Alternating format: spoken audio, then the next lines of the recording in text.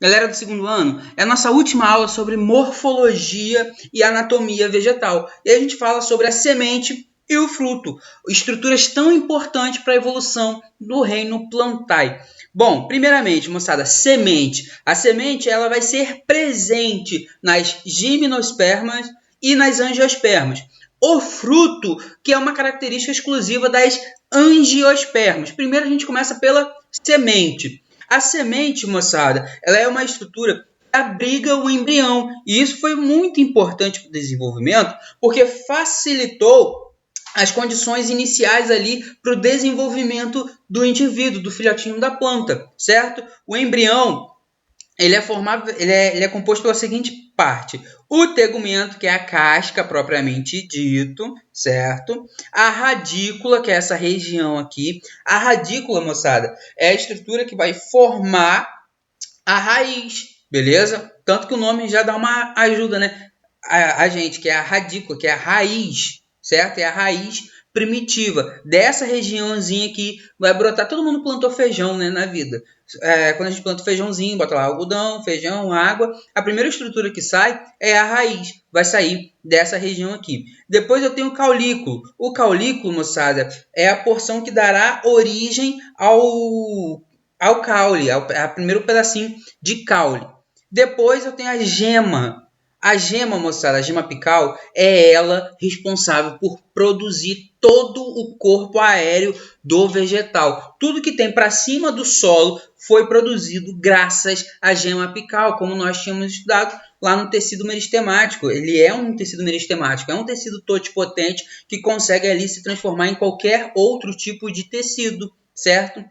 O cotilédone são folhas embrionárias que foram modificadas para armazenar bastante reserva nutritiva, principalmente o amido. Então, moçada, é como se fosse um tanquezinho ali de combustível para nutrir esse embrião durante sua fase inicial de desenvolvimento, beleza? Ela dura até um determinado tempo. Que determinado tempo é esse? Até a plantinha ter condições de se manter com a fotossíntese que ela vai produzir. Porque raciocinem comigo, assim como a semente germinou, saiu a raiz. Tem folha para fazer fotossíntese? Não tem. Então, da onde que esse carinha está tirando energia para produzir essa raiz? Do cotilédone, beleza? Vai começar a produzir o caule. O caule também não é muito bom para fazer fotossíntese, apesar do caule inicial ser um pouquinho verde. Ele não é muito eficiente. Até que ele consiga produzir ali as suas primeiras folhas e se torne uma plântula, ou seja, uma planta jovem,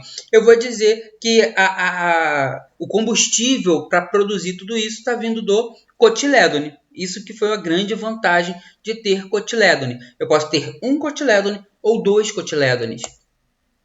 Bom, para germinar uma semente, quais são os fatores necessários?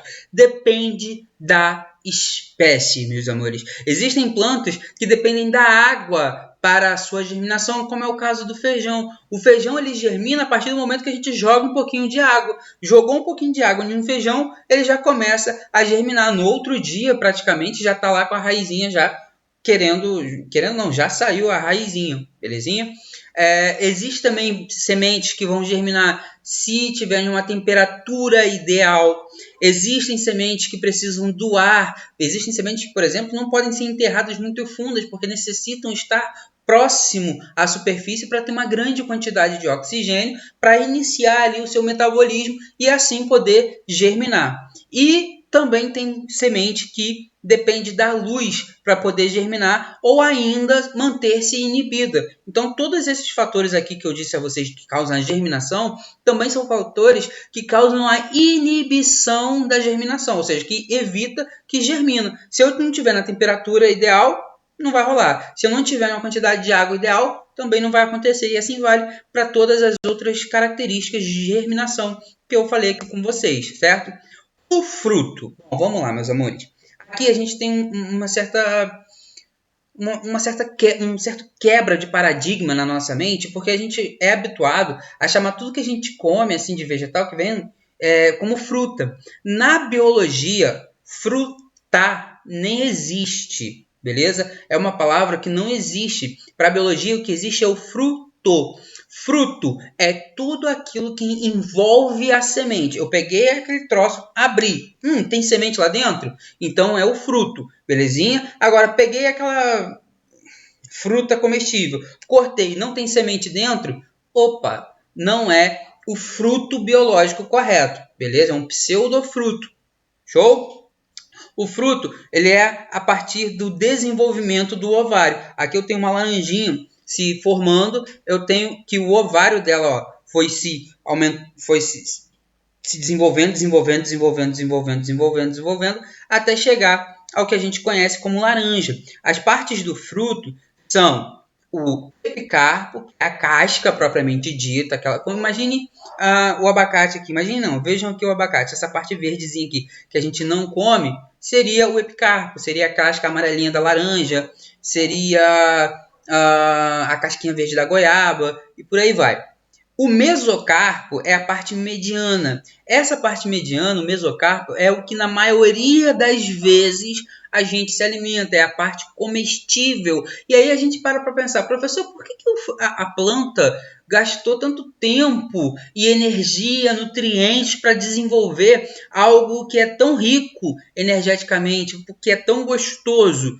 Simples, molecada. É uma estratégia da planta para atrair seres, para dispersar essa semente, porque a partir do momento que você vem atraído para se alimentar desse mesocarpo, você acaba jogando a semente o mais longe possível da planta mãe, e essa é uma vantagem extremamente importante, essa é uma condição extremamente importante, fazer com que a semente caia muito longe da planta mãe, para evitar que a planta filha dispute, por exemplo, o sol, a luz, com a planta mãe. Dispute ali condições de água com a planta mãe, belezinha? Então essa é a vantagem. Então esse mesocarpo é essa parte mais comestível.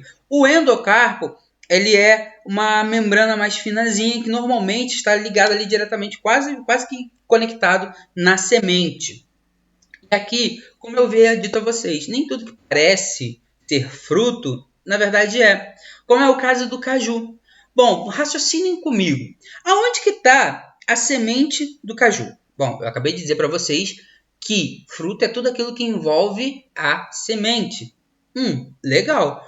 A semente do caju é a castanha. Tá aqui, professor. Opa, mas espera aí. O que eu como do caju não é isso daqui. A gente até come a castanha, que é uma delícia, por sinal. Mas o caju mesmo, a fruta caju que eu como, é essa outra partezinha aqui que não está envolvendo a semente. O que envolve a semente é essa estruturazinha aqui, essa pelezinha. Então, isso daqui é o fruto do caju. Isso aqui, que é a parte comestível, na verdade, é o pedúnculo que se desenvolveu. Lembra das partes da flor na aula passada? Se não viu, vai lá, dá uma olhadinha. Por isso que é importante a gente seguir esse passo a passo, molecada. O pedúnculo da flor que se desenvolveu para formar o caju. A mesma coisa vale para a maçã. A maçã, ela não é um fruto biológico ali, como a gente acha que ele deveria ser. Normalmente a gente pega uma maçã e fala assim, nossa, uma maçã. Não, o fruto da maçã, na verdade, é o miolinho. O que envolve a semente na maçã? Não é esse miolinho aqui que a gente vai comendo, e aí fica só aquele miolinho? Esse miolinho, essa cápsulazinha do miolo, que é o fruto verdadeiro da maçã. O que a gente come, a parte comestível, é o receptáculo que foi se desenvolvendo para poder ter ali uma atração de dispersadores de semente. Bom, pseudofruto composto ou agregado. Normalmente a gente chama de composto, tá, meus amores? O pseudofruto composto, é o caso aqui do moranguinho, acontece o seguinte. Cada pontinho desse daqui, ó, é o fruto verdadeiro.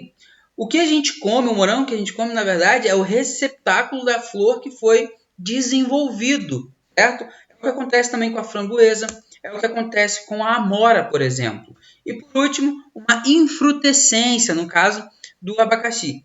Cada gominho desse seria um fruto. Só que como aqui eu tenho o abacaxi, ele tem inúmeras flores, ele tem uma inflorescência, vai formar-se uma estrutura cônica a partir do pedúnculo da inflorescência, e aí todos os ovários vão se desenvolver fundindo-se, formando uma fruta só, que na verdade é uma infrutescência.